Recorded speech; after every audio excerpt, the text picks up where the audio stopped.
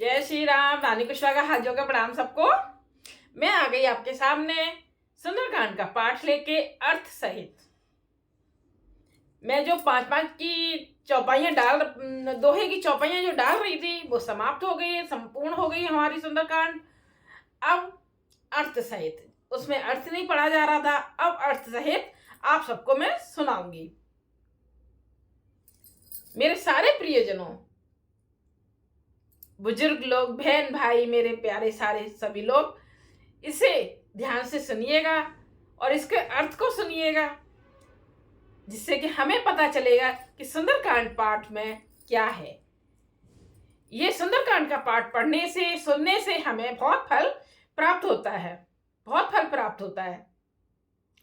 जब हमारी कोई मनोकामना होती है कि हमारा ये काम हो जाए, तो उसके लिए भी सुंदरकांड का पाठ करना चाहिए। जैसी भी जिसकी इच्छा हो, 5 करो, 11 करो, 9 करो, अपनी मनोकामना पूरी हो जाए, फिर अच्छे से उसका उद्यापन करो। ये उद्यापन क्या मतलब? सुंदरकांड का पाठ करना है, पंडित जी वगैरह को अपना भोजन कराना है, दान दक्षिणा करना है, यही सब होता है। अच्छे से करना होता है बस लास्ट में। तो सुंदरकांड का पाठ बहुत फलदायी होता है, बहुत ज़्यादा। हमें अपने घर में भी ऐसे ही मंगलवार को, शनिवार को करते रहना चाहिए। और चाहे भगवान कह रहे तो रोज करो। जितना गुणगान भगवान का हम रोज करेंगे उतना ही हमें फायदा होगा। फायदा क्या होगा कि पता नहीं कब भगवान जी हमारे कष्टों का निवारण कर दें, ये हमें फायदा होगा। तो इसलिए कहते हैं ना कि जितना हम घुस सकें श्री राम जी के चरणों में, गोपाल के चरणों में, मतलब अपने कोई भी जो भी इष्ट देवता हैं उनके चरणों में जितना हम घुसेंगे उतना ही हमारे कष्ट दूर होंगे। तो क्यों ना हम श्री रामचंद्र जी की तरफ चलें, सुंदरकांड के पाठ को सुने और दूसरों को भी सुनाएं। अगर आपको अच्छा लगे तो शेयर करना, कमेंट्स करना, लाइक करना, सब्सक्राइब यूट्यूब पर सब्सक्राइब करना। जय श्री राम। चलो मैं सुनाती हूँ आप सबको। जय श्री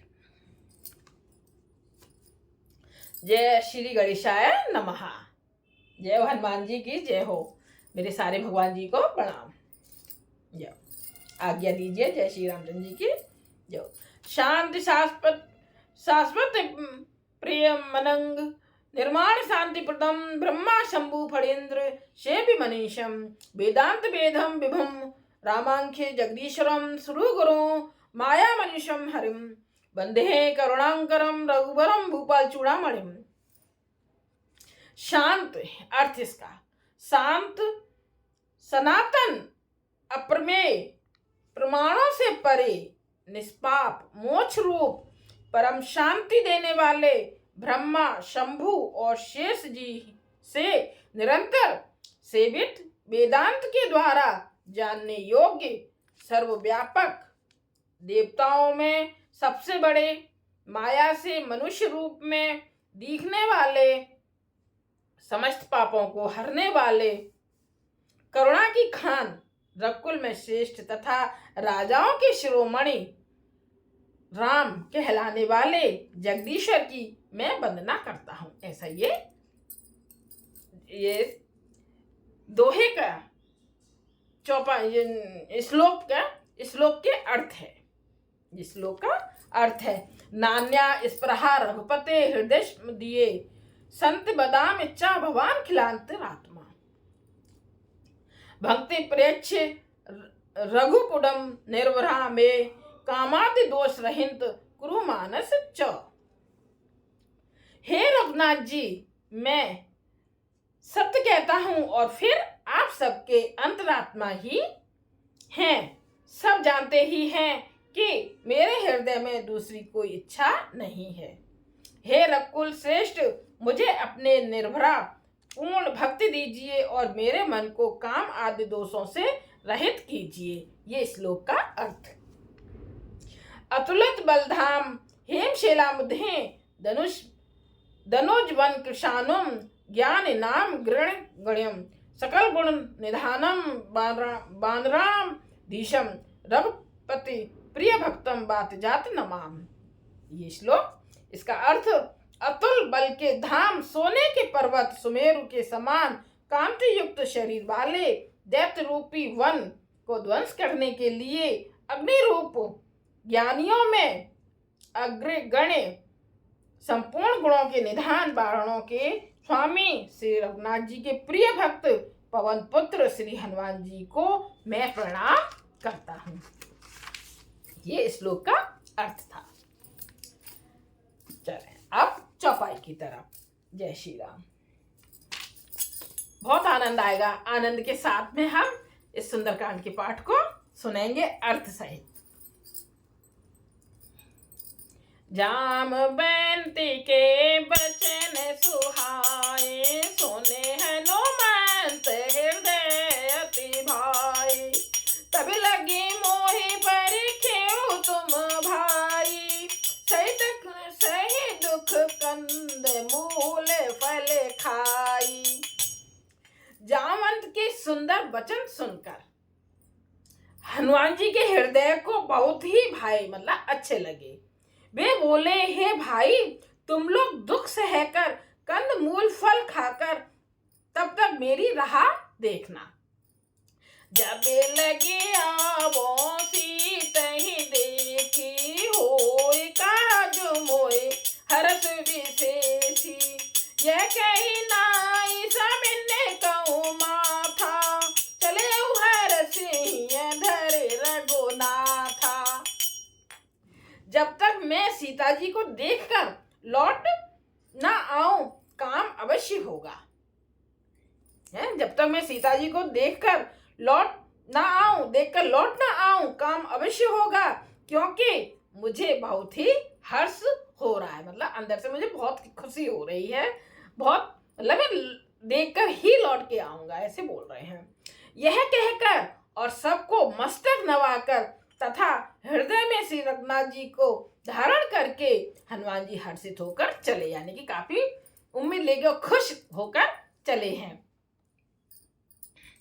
सिंध तीर एक भूदर सुंदर, कौतुक कूद चढ़े उता ऊपर, बार बार रघुवीर संभारी, करके पवन तने बल भारी। समुद्र के तीर पर एक सुंदर पर्वत था। हनुमान जी ने खेल से ही अनायास ही कूदकर उसके ऊपर जा चढ़े और बार बार श्री रघुवीर का स्मरण करके अत्यंत बलवान हनुमान जी उस पर से बड़े वेग से उछले। खेली खेल में, है ना। यही गिरि चरण देई हनुमंता, चले उसगा पाताल तुरंता, जिमे अमोघ रघुपति करे बाना, ए भांति चले हनुमाना।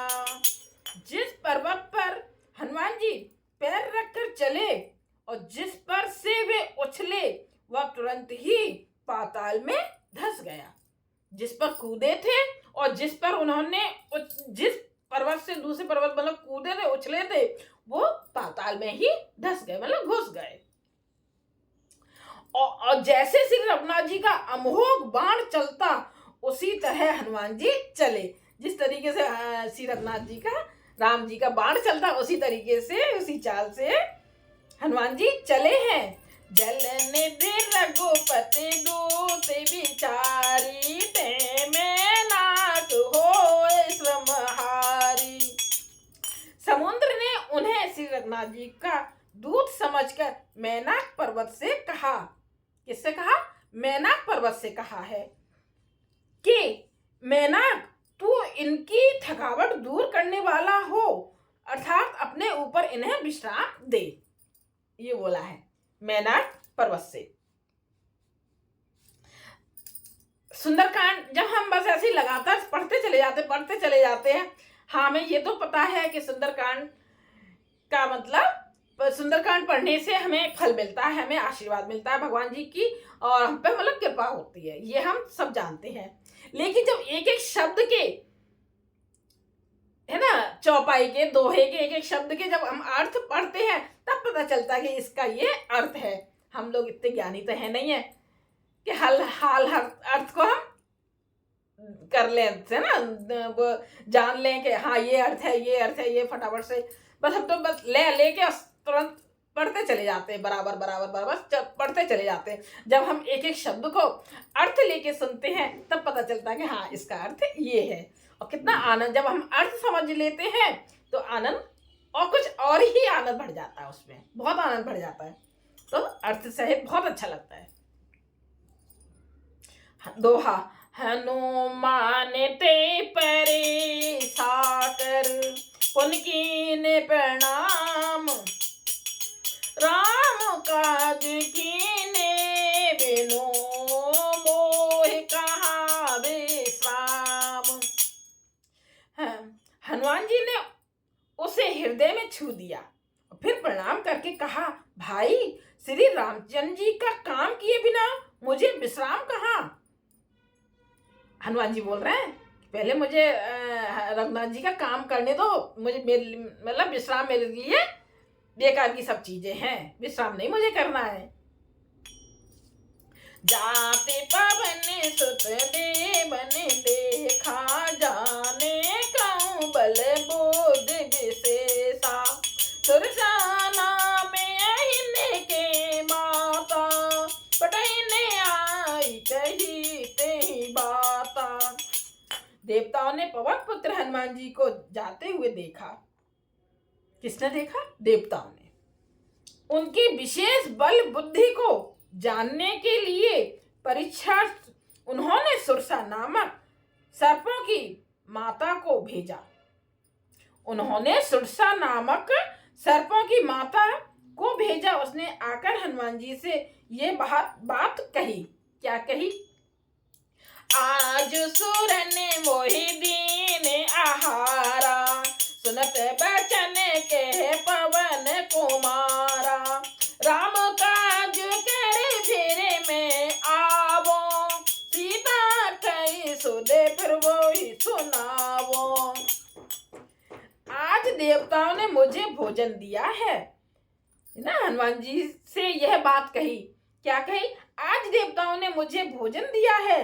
यह वचन सुनकर पवन कुमार हनुमान जी ने कहा, श्री राम जी का कार्य करके मैं लौट आऊं और सीता जी की खबर प्रभु को सुना दूं, तब तुम मुझे खा लेना।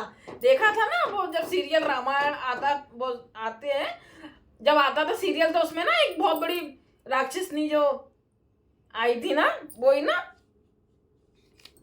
सर्पों की माता, क्या ना, सर्पों की माता को भेजा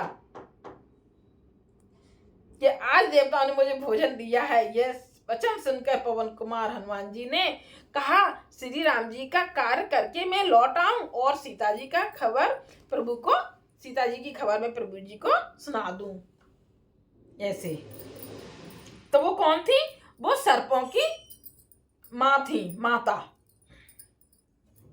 तब तब बदन बैठे हूँ आई, सत्य कहूँ मोहि जाने दे माई, कवने जतन दे नहीं जाना, दृश्य से न मोह कहे हनुमाना। तब मैं आकर तुम्हारे मुंह में घुस जाऊंगा, तुम मुझे खा लेना। हे माता, मैं सत्य कहता हूँ, अभी मुझे जाने दे। और जब किसी भी उपाय से उसने जाने नहीं दिया तो हनुमान जी ने कहा, तो फिर मुझे खा ले। जो जने भरे ते ही बदन पसारा, कपितनु कीन दोगुन विस्तारा, सोरे जो जन मुख ते थयो, तुरत पावन सुत 32 भयो। उसने योजन भर 4 कोस में मुंह फैलाया, बहुत बड़ा फैलाया था। ये हमने सीरियल में भी देखा है। तब हनुमान जी ने अपने शरीर को उससे दूना बढ़ा लिया, बहुत बड़ा। उसने 16 योजन का मुख किया। हनुमान जी तुरंत ही 32 योजन के हो गए। उन्होंने 16 के किया, उन्होंने 32 के हो गए। जैसे जैसे सूर्य सा बदन बढ़ावा ता सुदूने कपे रूप रूप दिखावा सतजो जन ते आनन कीना अति लघु रूप पवन सुत लीना। जैसे जैसे सुरसा मुख का विस्तार बढ़ाती थी, हनुमान जी उसका दूना रूप दिखलाते थे। उसने 100 योजन यानी कि 400 कोस का, 100 योजन माने 400 कोस का मुख किया, तब हनुमान जी ने बहुत ही छोटा सा कर लिया। उन्होंने ये चाल चली थी, जितना मैं बड़ा होंगे तो वो और बड़ा करेगी, जब उसका मुंह बहुत बड़ा हो जाएगा तो उन्होंने बिल्कुल छोटा सा कर लिया था मुंह। ये हम देख चुके हैं सीरियल में, है ना। जब अपना शरीर छोटा सा कर लिया तो एकदम फिर वो घुस के ऊपर तुरंत निकल आते हैं ना। ये हमने सीन सीरियल में देखा था। जैसे ही वो बहुत बड़ा करती है, फिर वो बहुत छोटे से रूप में आके उनके मुंह में घुस के निकल आते हैं। बदन पहिटे पुने बाहर आवा मागा बिदाताए सिरुनावा मोहि सूरन जेहि लागे पठावा बुध बल मरम तोरे में पावा। और वे उसके मुख में घुसकर तुरंत फिर बाहर निकल आए और उसे सिर नवाकर विदा मांगने लगे। उसने कहा, मैंने तुम्हारे बुद्धि बल का भेद पा लिया, जिसके लिए देवताओं ने मुझे भेजा था। देवताओं ने उन्हें भेजा था, वो अपने आप नहीं आई थी, देवताओं ने भेजा था। राम काज सभी करे हो तुम बल बुद्धि निधान आशीष दे गई सो हरस चले हनुमान। तुम श्री रामचंद्र जी का सब कार्य करोगे क्योंकि तुम बल बुद्धि के भंडार हो। बल बुद्धि के भंडार हो बता रही हैं। यह आशीर्वाद देकर वह चली गई। तब हनुमान जी हर्षित होकर चले, मतलब खुश होकर चले वहां से। उस पर हम आ गए हैं दोहे पर। निश्चर एक सिंध महुरही करे माया नभ के ठग गही जीव जंतु जे गगन उड़ाई जल बिलो कितने के परछाई। समुद्र में एक राक्षसी रहती थी। वह माया करके आकाश में उड़ते हुए पक्षियों को पकड़ लेती थी और आकाश में जो जीव जंतु उड़ा करते थे वह जल में उनकी परछाई देखकर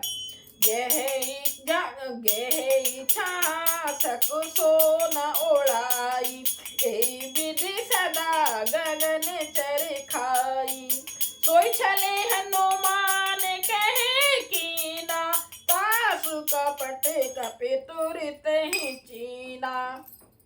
उस परछाई को पकड़ लेती थी जिससे वे उड़ नहीं सकते थे और जल में गिर पड़ते थे।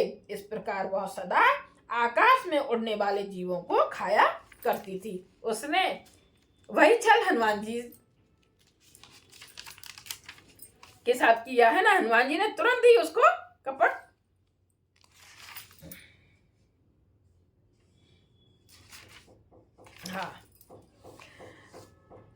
भी किया। हनुमान जी ने तुरंत उसका कपट पहचान लिया था। ताहे मारे मारुत सुत गिरा बाल दे पार गयो मत धीरा ता जाई देखी बन शोभा गुंजत चंचरीक मधुलोभा। पवन पुत्र धीर बुद्धि और श्री हनुमान जी उसको मारकर समुद्र के पार गए। वहां जाकर उन्होंने वन की शोभा देखी। मधु पुष्प रस के लोभ से भौरे गुजार कर रहे थे। नाना नाना तरु फल फूल सुहाए, खग मृग वृंद देखे मन भाए। शैल विशाल देख एक आगे, तापर धाई चढ़े उभय त्यागे। उनको अनेकों प्रकार के वृक्ष फल फूल से शोभित हैं। पक्षी और पशुओं के समूह को देखकर तो वे मन में बहुत ही प्रसन्न हुए। सामने एक विशाल पर्वत देखकर हनुमान जी भय त्याग कर उस पर दौड़कर जा चढ़े। ओ माना कछु कपि के अधिकाई, प्रभु प्रताप जो खालई खाई। गिर परि चढ़े लंका तेहि देखी, कह न जाई अति दुर्ग विशेषी। शिव जी कहते हैं, हे उमा, इसमें बानर हनुमान की कुछ बड़ाई नहीं है। यह प्रभु का प्रताप है जो काल को भी खा जाता है। पर्वत पर चढ़कर उन्होंने लंका देखी, बहुत ही बड़ा किला है, कुछ कहा नहीं जाता। अति उतंगे जल निधि चहु पासा, कनक कोटि कर परम प्रकाशा। वह अत्यंत ऊंचा है, उसके चारों ओर समुद्र है, सोने के परकोटे चार दीवारी का परम प्रकाश हो रहा है। छंद। कनक कोटि विचित्र मणि, कृति सुंदरायतना गना। चहोट हट सुबत बीथी, चारु पुर बहु विधि बना। गज बाज खचर निकर पदचर, रथ बरूथन को गने। बहुरूपे निश्चर जूथ, अति बल सेन बरनत नहीं बने। विचित्र मणियों से जड़ा हुआ सोने का परकोटा है और उसके अंदर बहुत सी सुंदर सुंदर घर हैं। चौराहे, बाजार, सुंदर मार्ग और गलियां हैं। सुंदर नगर बहुत प्रकार से सजा हुआ है। हाथी, घोड़े, खच्चरों के समूह तथा पैदल और रथों के समूहों को कौन गिन सकता है। बन बागे उपवन बाटिका से, खूप बापी सोहई। नर नाग सुर गंधर्व कन्या, रूप मुनि मन मोहि। को कहूँ माल दे विशाल शैल, समान अति बल घर जहि। नाना अखार ने भिरई बहु विध, एक एक ने तर जहि। वन, बाग, उपवन, बगीचे यानी उपवन, बगीचे, फुलवाड़ी, तालाब, कुएं और बावलियां सुशोभित हैं। मनुष्य, नाग, देवताओं और गंधर्वों की कन्याएं अपने सौंदर्य से मुनियों के भी मनों को मोह लेती हैं। कहीं पर्वत के समान विशाल शरीर वाले बड़े ही बलवान मल्ल पहलवान गरज रहे हैं। वे अनेकों अखाड़ों में बहुत प्रकार से भिड़ते और एक दूसरे को ललकारते हैं। करी जतन भट कोट विकट तन, नगर चहूँ दिसे रक्षहि। कहूँ महिष मानुष धेनु, खर अज फल निशाचर भक्षहि। यही लाज तुलसी दास, इनकी कथा कछु एक है कही। रघुवीर सर तीरथ शरीरन, त्यागे गति पहि सही। भयंकर शरीर वाले करोड़ों योद्धा यत्न करके बड़ी सावधानी से नगर की चारों दिशाओं में सब ओर से रखवाली करते हैं। कहीं दुष्ट राक्षस भैंसों, मनुष्यों, गायों, गधों और बकरों को खा रहे हैं। तुलसीदास ने इनकी कथा इसलिए कुछ थोड़ी सी कही है कि ये निश्चय ही श्री रामचंद्र जी के बाण रूपी तीर्थ में शरीरों को त्याग कर परम गति को पावेंगे, परम गति को पावेंगे, ऐसे तुलसीदास जी कहते हैं।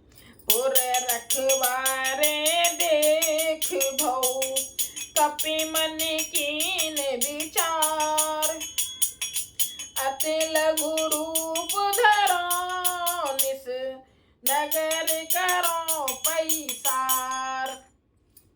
नगर के बहुसंख्यक रखवालों को देखकर हनुमान जी ने मन में विचार किया है कि अत्यंत छोटा रूप धरूं और रात के समय नगर में प्रवेश करूं। ऐसा हम आ गए हैं 3 दोहे पर। इससे आगे कल, ज्यादा लंबा नहीं कर रही हूं ना, इसलिए, नहीं तो मन तो बहुत करता है, हटने का मन नहीं करता है। जय श्री राम रानी कुशवाहा। जरूर बताइएगा कि कैसा आप सबको अर्थ सहित सुंदरकांड लग रहा है। सबको प्रणाम मेरा। लाइक कीजिए, कमेंट्स कीजिए, शेयर कीजिए, सब्सक्राइब कीजिए। जय श्री राम।